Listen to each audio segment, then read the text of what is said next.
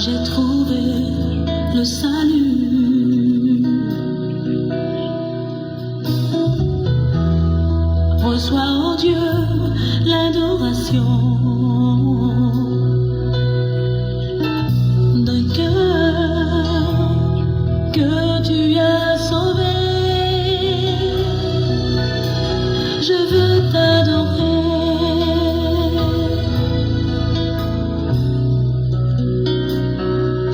Oh, je veux t'adorer.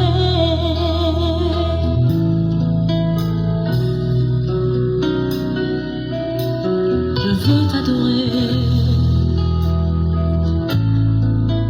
Oh, je veux t'adorer, Père.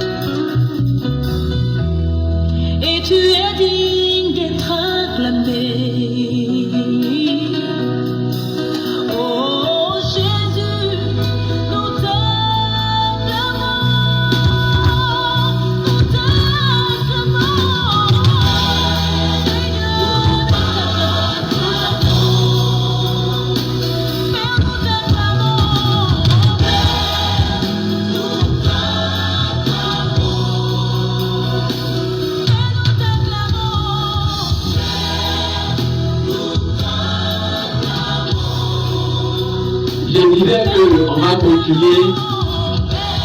Nous sommes toujours avec l'homme nouveau. Le thème autour duquel nous marchons, c'est l'homme nouveau. L'homme renouvelé par la puissance de la résurrection de Jésus. L'homme né de nouveau. Amen. C'est lui qu'on appelle l'homme nouveau. Une personne qui est renouvelée, qui est devenue une nouvelle personne. C'est lui qu'on appelle l'homme nouveau. Donc nous continuons toujours avec ce thème-là, l'homme nouveau.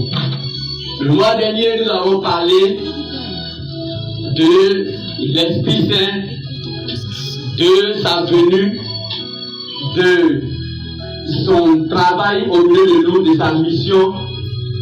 Et quand l'Église reçoit l'Esprit Saint, quelle est la mission de l'Église? Qu'est-ce que l'Église doit faire? Et nous avons terminé avec les signes et les merveilles qu'opère le Saint-Esprit, qui caractérisent la puissance du Saint-Esprit. Amen. Et nous avons dit que lorsqu'on parle du Saint-Esprit, on dit Saint-Esprit descend et manifeste-toi, on peut dire Saint-Esprit vient et manifeste ta puissance. Donc le Saint-Esprit agit encore aujourd'hui et que nous ne devons pas être des spectateurs, mais des canaux par lesquels le Saint-Esprit peut passer pour se manifester dans le monde.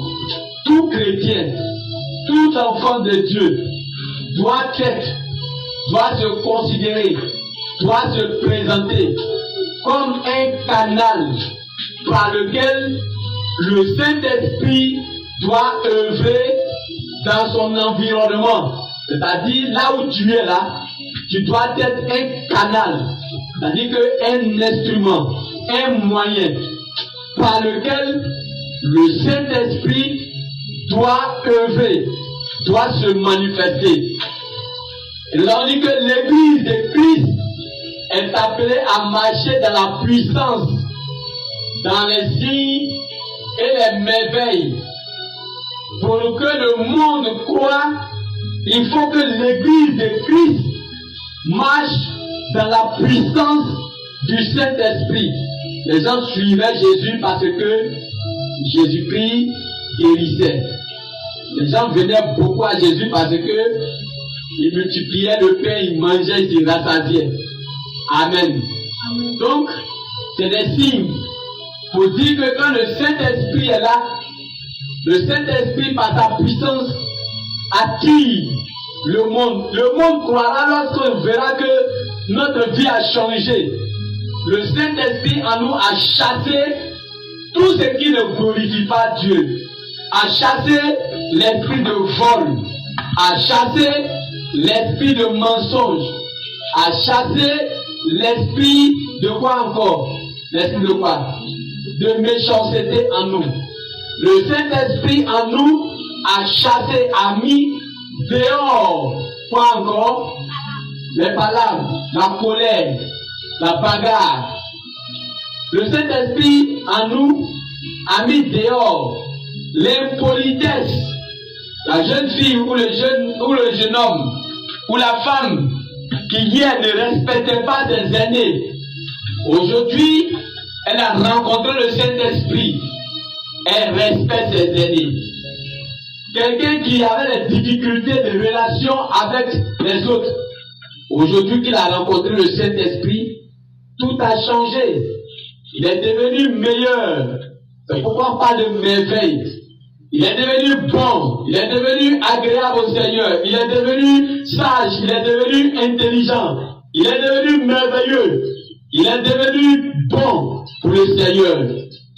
Alléluia. Gloire à Dieu. Alléluia. Donc, il n'est plus la mauvaise personne qu'elle était avant.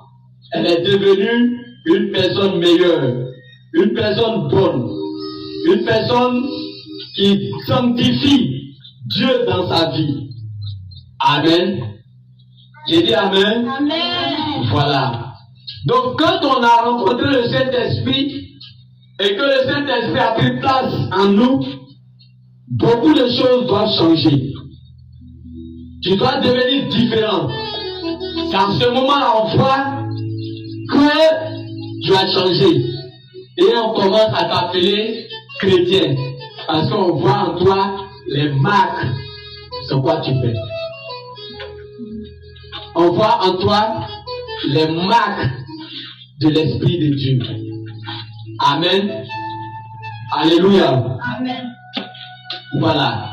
Donc aujourd'hui, nous allons parler en ce mois de juillet des fruits de l'Esprit. Nous voulons vous faire connaître ce que c'est que le fruit de l'Esprit. Fruit, c'est quoi? Qui connaît? Qui peut le dire un fruit? Oui. Pomme. Oui. Ananas. Oui. Banane douce. Un fruit, un autre fruit encore. Oui. Qu'est-ce qui produit mangue? Oui. Quel arbre? Hein? Quel arbre produit les mangues? Le manguier. Quel arbre produit les bananes? La banane. Banane. Quel arbre produit cacao? Cacaoyer. Oui, quel arbre produit sucre? Canne à sucre. Quel arbre produit le manioc? Manioc. Alléluia. Gloire à Dieu. Quel a produit les citrons? Citronnier. Amen. Donc quand on parle de fruits, on parle de quoi alors? Non. Quand on parle de fruits, on parle de quoi? La pomme. Quand on parle de fruits, on parle de quoi? Hein? Quand on parle de fruits, on parle de ce que produit le produit de quelque chose. Un fruit, c'est le produit de quelque chose. C'est pourquoi il dit qu'elle a produit mangue. Ah. Donc, la mangue est le fruit d'un manguier. L'avocat est le fruit d'un avocatier, c'est-à-dire le produit, ce que produit un avocatier. Amen. Amen. L'oranger produit les oranges. Amen. Amen. Alléluia. Amen. Le corosolier produit les corosols. Donc le fruit, c'est ce que produit une plante ou bien quelque chose. Ton fruit, c'est le caractère, le comportement que tu produis. Si tu as un mauvais comportement, on dit elle a un mauvais fruit. Elle produit un mauvais fruit. Voilà. Des fruits amers, des fruits aigres. Alléluia. Voilà. Ou bien des fruits fades, qui ont un goût fade. Fade, c'est-à-dire qu'il n'y a pas de goût. Amen. C'est comme maïs. On a cueilli il y a au moins une semaine. Quand tu manges là, c'est comment? Il n'y a pas de goût. Tout ce qui va faire goût là, ça a séché. Alléluia. C'est devenu maïs couché. C'est devenu fade. Parce qu'il y a plusieurs jours qu'on a cueilli. Il n'y a plus d'eau dedans. N'est-ce pas? C'est devenu bizarre dans ta bouche. Donc le fruit, c'est ce que produit, c'est le produit de quelque chose. Ça peut être une plante, ça peut être un travail, ça peut être une action que tu as posée. Donc ce que produit quelque chose, c'est ça qu'on appelle le fruit qu'on peut récolter. Alléluia. Amen. Donc nous parlerons du fruit de l'esprit, c'est-à-dire ce que l'esprit peut produire en nous. Un chrétien doit pouvoir porter les fruits. C'est pourquoi on dit, si l'esprit est en toi, voici le fruit de l'esprit que tu dois produire. Alléluia. Alors, nous lisons cela dans le livre de Galates chapitre 5, le verset 22 à 23. Écoutez bien. Galates chapitre 22, le verset, Galates chapitre 4, chapitre 5, le verset 22 au verset 23. Galates chapitre 5, le verset 22 dit: mais le fruit de l'esprit, c'est l'amour, la joie, la paix, la patience, la bonté, la bienveillance, la fidélité, la douceur, la tempérance. La loi n'est pas contre ces choses. Alléluia. Et dis, mais le fruit de l'esprit, c'est quoi? C'est quoi? Le fruit de l'esprit, c'est d'abord, je reprends. Mais le fruit de l'esprit, c'est l'amour, la joie, la paix, la patience, la bonté, la bienveillance, la fidélité, la douceur, la tempérance. Répète avec moi. Mais le fruit de l'esprit, c'est l'amour, la joie, la paix, la patience, la bonté, la bienveillance, la fidélité, la douceur et la maîtrise de soi. C'est-à-dire la tempérance. La maîtrise de soi, c'est la tempérance. La bienveillance, c'est la bénignité. Amen. Donc, on a cité combien de fruits, combien d'éléments du fruit de l'esprit? On a cité combien?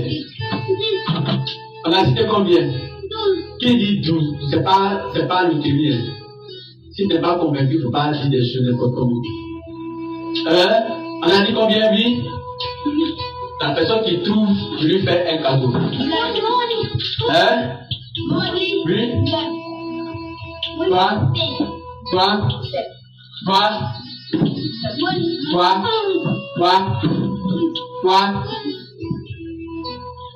0.1.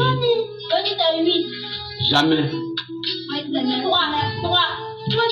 Qui dit 2? Qui dit 3? Qui dit 4? Maintenant tu dis 4. Qui dit 5? Toi tu dis 5. Qui dit 6? 2 personnes disent 6. Qui dit 7? Qui dit 8? Qui dit 8? 2 personnes disent 8. Qui dit 9? C'est la personne qui a dit 9 qui a trouvé. Non, tu as dit 8. Tu as dit 8. C'est elle seule qui a maintenu le 9. Qui là? Qui là? Quand j'ai dit, c'est combien de francs la cité? Israël a dit 9. Les autres ont dit. Après, quand j'ai dit qui dit 1, qui dit 2, qui dit. Quand on est arrivé à 8, lui a soulevé son doigt. Il dit que lui dit maintenant 8. Donc c'est la seule personne qui a maintenu, qui a dit 9, qui a maintenu, c'est Mireille. Donc c'est elle qui a gagné le cadeau que je vais lui donner. Alléluia. Alors, donc, il y a 9 éléments du fruit de l'esprit qu'un chrétien, un enfant de Dieu, doit porter. Si tu es enfant de Dieu, tu dois pouvoir porter ces fruits. C'est avec ces fruits qu'on peut savoir que vraiment l'Esprit de Dieu est en toi. Et l'Esprit qui est en toi produit des fruits. Alléluia. C'est pourquoi il dit, premier d'abord, l'amour.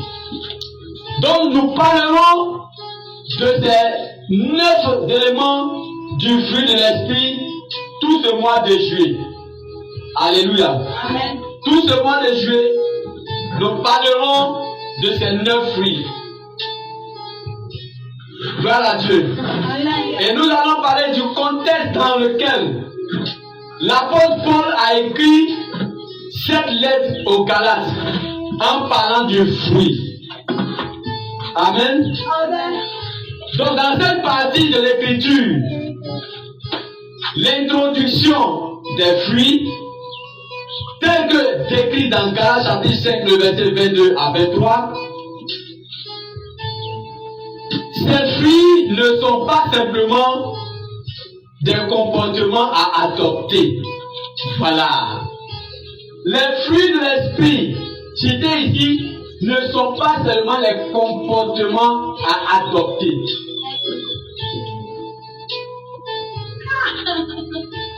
Amen. C'est pas les comportements, seulement c'est les comportements, mais c'est pas seulement les comportements à adopter. Mais c'est la manifestation du caractère de Jésus-Christ en nous. Et les résultats naturels de la présence du Saint-Esprit dans notre vie de tous les jours. Notre comportement doit afficher que le Saint-Esprit est en nous. Mais aussi, nous devons marquer les caractères de Jésus qui sont en nous. et le résultat naturel de la présence du Saint-Esprit dans notre vie. Voilà ce que les fruits doivent produire. Voilà ce que nous devons produire comme fruits. Nous devons marquer que le Saint-Esprit est naturellement en nous. Notre vie ne doit pas être une vie de complaisance, c'est-à-dire que je fais ça pour plaire aux gens. Non. Notre vie doit être une vie qui est ancrée dans la présence du Saint-Esprit. Amen. Et le comportement aussi doit changer. C'est-à-dire un comportement qui peut dire un comportement, oui. Jalousie. Le Saint-Esprit en toi, la jalousie doit disparaître. Est-ce que quand je suis peut-être vous avez entendu jalousie? Non. Donc il y a un comportement que un des fruits de l'esprit doit chasser. C'est que la jalousie, l'un des fruits de l'esprit doit chasser la jalousie de ton cœur. Quel est ce fruit? On a cité 9. On ira pas à pas. Nous parlerons de ces 9 fruits. Et chacun de nous doit savoir, quand tu marches avec quelqu'un, si le fruit de l'esprit qui est en lui là, tu vas le connaître à travers le fruit. On dit on connaîtra l'arbre par son quoi? Par son fruit. Je parlais qu'il manque sur oranger. Est-ce que c'est possible? Je parlais qu'il pamplemousse sur EVA. Est-ce que c'est possible? Mais que toi tu as planté EVA et puis maintenant tu t'en vas cueillir pamplemousse sur EVA là. Amen. Est-ce que c'est possible? Qu'est-ce que tu vas cueillir? C'est les grains d'EVA lui-même. Alléluia. Amen. Tu ne peux pas planter canne à sucre et puis maintenant tu vas déterrer manioc en bas. Est-ce que c'est possible? Non. C'est pas possible parce que canne à sucre ne produit pas de manioc. Amen. Canne à sucre produit sa sève qui sert à faire du sucre. Alléluia. Gloire à Dieu. Alléluia. Donc, le Saint-Esprit en nous doit produire des fruits qu'on appelle le fruit du Saint-Esprit. Donc, l'amour, la joie, la paix, parle encore, la bonté, la patience, la bienveillance, la fidélité, la douceur et la maîtrise de soi. Un chrétien qui ne se maîtrise pas quand il y a des situations, c'est que les fruits de l'esprit ne se développent pas encore en lui. Peut-être qu'il a porté les fruits, mais les fruits sont encore petits. Et la tempête peut faire en sorte que les fruits tombent. Il y a des manguiers quand ils fleurissent là. Ça porte des fruits. Mais après, tu vas voir que tous ces petits fleurs sont tous tombés. Et puis quand tu es dans le feuillage, tu ne vois plus. Parce qu'ils n'étaient pas bien fixés. Et le vent, la chaleur et le vent ont fait tomber tous ces petits fruits. Tu vas aller, tu ne trouveras aucun fruit sur ce manguier. Ce manguier-là, il est stérile. De la même façon, il y a des chrétiens qui sont stériles. Ils portent des fleurs, mais ils ne peuvent pas porter des fruits pour que les fruits atteignent la maturité et que ces fruits servent. Qu'on voit le caractère de Jésus. Qu'on voit aussi la présence naturelle du Saint-Esprit dans leur vie. Leur comportement aussi ne change pas. C'est la même femme qui critique là, qui continue toujours de critiquer. Malgré qu'elle va à l'église, elle continue de critiquer les gens. La même femme qui veut parler entre les gens, elle continue toujours. Malgré qu'elle prend communion, elle continue toujours de favoriser les palabres entre les gens, mettre les gens en palabres. Crédit, moi, la jarre. Je prends crédit seulement. Jusqu'à quand elle voit ses créanciers, elle se cache. Quelqu'un qui a le Saint-Esprit, il se respecte tellement qu'il ne fait pas ces choses comme ça. Alléluia. Palade Beladja. Son comportement ne change pas. Dans le quartier, tout le monde parle d'elle sur ça. Quand tu arrives dans le quartier, on lui a donné un nom. C'est ce nom-là on l'appelle Madame Papato. Sa bouche est dans tout. C'est elle qui sait tout ce qui se passe autour d'elle. Tout ce qui se passe dans le quartier. Dans toutes les maisons, c'est elle qui sait tout. Alléluia. Son comportement ne change pas. Quelqu'un comme ça va à l'église, mais n'a pas changé. Donc, les fruits de l'esprit ne sont pas simplement des comportements à adopter, mais des manifestations du caractère de Christ en nous. Des résultats naturels de la présence de l'esprit dans notre vie. En vivant selon l'esprit, nous nous rapprochons de Dieu et reflétons sa nature dans nos vies. C'est pourquoi l'apôtre écrit à des chrétiens qui luttent pour vivre selon l'esprit plutôt que selon la chair. Donc, cet enseignement, les différentes leçons que nous allons vous présenter, c'est pour que nous nous approchions davantage de Dieu. Que nous soyons des enfants qui plaisent à Dieu. Que ne soyons pas des enfants qui énervent Dieu dans leur comportement. Qui ne reflètent même pas la présence de Jésus-Christ dans leur vie. À la maison, ne prie pas. Ils ne gênent pas. On les voit toujours avec les païens. Mais ils ne sont même pas capables d'impacter la vie de ces païens. Alléluia. C'est eux qui vivent comme les païens.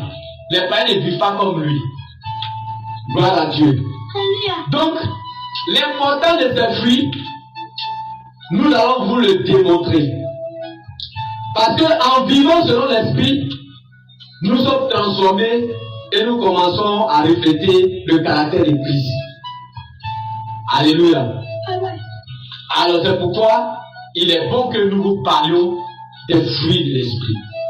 Comme Galate l'a cité tout à l'heure. Aujourd'hui, nous vous présentons cela. Le dimanche prochain, nous allons donner tous les détails sur les fruits de l'esprit. Qu'est-ce que les éléments de fruits doivent produire en nous? Comment on doit savoir? Comment on doit savoir que l'Esprit de Dieu est en train de manifester sa présence en nous? Alléluia. Comment on doit savoir que lui-là, il est plein d'esprit, et puis lui-là, il n'est pas plein d'esprit? Comment on doit savoir que ce que lui a fait là, c'est dans la chair, et ce que lui a fait, c'est dans l'esprit qu'il le fait? Alléluia. C'est par les fruits de nos actes, les fruits que nous avons, les actes que nous posons, ce que nous disons, ce que nous faisons vivre aux gens et notre façon de vivre dans la société. Gloire à Dieu. Donc, nous allons vous montrer l'importance d'intégrer ces fruits dans notre vie quotidienne pour éprouver une vie chrétienne épanouie. Pour que nous ayons une vie chrétienne épanouie, il nous faut nécessairement que ce fruit de l'esprit-là, vous voyez, nous soyons capables de les produire. Si tu veux être un chrétien qui est toujours joyeux, amen, il faut que tu aies la joie que le Saint-Esprit produit. Amen. Donc ce matin, c'est ce que je voudrais te faire comprendre. Que cette semaine, nous allons parler du fruit de l'esprit. Et l'objectif c'est quoi? L'objectif ici, c'est de t'emmener à avoir les caractères de Christ dans ta vie, à adopter des comportements dignes d'un croyant, dignes d'un chrétien, et à marquer la présence du Saint-Esprit dans ta vie par des résultats. Donc les fruits, ce sont les résultats. Tu as le Saint-Esprit en toi.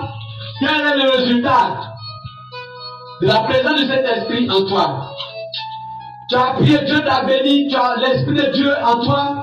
Quel est le résultat? Est-ce que l'Esprit de Dieu qui est en toi peut t'emmener à haïr ton prochain, à haïr ta soeur? Non. Quand l'Esprit de Dieu est en toi, l'amour de Dieu, la joie de Dieu, la paix de Dieu, la bonté de Dieu, la bienveillance de Dieu, la patience de Dieu, la fidélité de Dieu, la douceur de Dieu, la maîtrise de soi de Dieu tu dois les développer. Alléluia. Désormais, tu n'es plus quelqu'un, quand on le touche, il s'énerve. Quand on le tape, il sait le visage. Non, tu n'es plus cette personne. Tu es devenu une autre personne normale que Dieu apprécie. Amen. Amen. Voilà ce que je voudrais partager avec vous. Ce matin, en ce qui concerne le début de cet enseignement que nous allons avoir, le fruit de l'esprit, dans le livre de Galates chapitre 5, le verset 22 à 23. Le dimanche prochain, nous parlerons des premiers éléments du fruit de l'esprit, c'est-à-dire l'amour, la joie, la paix. Alléluia. La joie, pardon, l'amour, la joie et l'amour de Dieu. Alléluia. Nous parlerons de l'amour, de la joie, non, la paix. J'ai parlé de l'amour, la joie et la paix de Dieu. Nous parlerons de cela le dimanche prochain. Parce que notre désir, c'est que on ne vienne pas en Christ et qu'on demeure comme quelqu'un qui n'a pas connu Christ, comme quelqu'un qui est dans le monde. Nous ne voulons pas que vous soyez comme les autres, qui vont à l'église mais qui ne changent pas, qui demeurent les mêmes personnes. On ne voit même pas la marque de Christ en eux. On ne voit même pas que vraiment ils ont l'Esprit de Dieu vivant en eux. Ils se comportent toujours comme des gens de merde. Dis les gens de merde. Les gens de merde. Les enfants de merde. Les enfants de merde. Non, je n'ai pas dit merde, j'ai dit merde. Les enfants de merde. Nous sommes des enfants de Dieu. Nous ne sommes pas les enfants de merde.